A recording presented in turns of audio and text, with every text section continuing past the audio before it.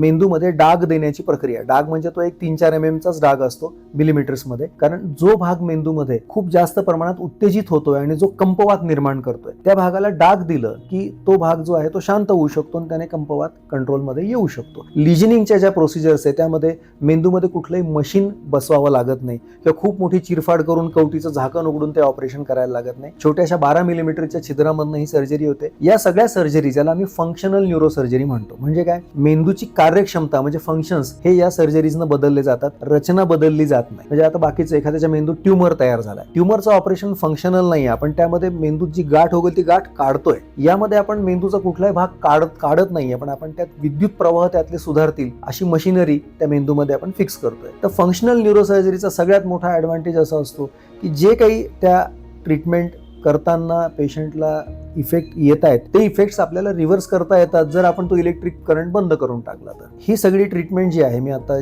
जे स्टिरियोटॅक्टिक सर्जरीज म्हणजे आपण छोट्या छिद्रामधनं कवटीच्या खूप खोल भागामध्ये केल्या जाणाऱ्या ज्या शस्त्रक्रिया आहेत त्या शस्त्रक्रिया आपण पेशंटला जागं ठेवून करतो. तुम्हाला जागं ठेवतोय तो दुखत असणार, अजिबात दुखत नाही, कारण मेंदू हा पेनलेस आहे. खूप लोकांना माहित नाही, आपण केस कापतो, नख काढतो, नख कापताना किंवा केस कापताना आपल्याला दुखतं का? नाही. का नाही? कारण त्यामध्ये दुखणं वाहून देणाऱ्या नसा नाहीये. तसं मेंदूला सगळ्या शरीराचं दुखणं कळतं, पण मेंदूला स्वतःच्या दुखणं वाहून देणाऱ्या नसा नाहीयेत. त्यामुळे आम्ही पेशंटची गप्पा मारत मारत या सर्जरी करतो. त्यांच्या हातापायाचा कंप पाहत पाहत आम्हाला ही सर्जरी करता येते.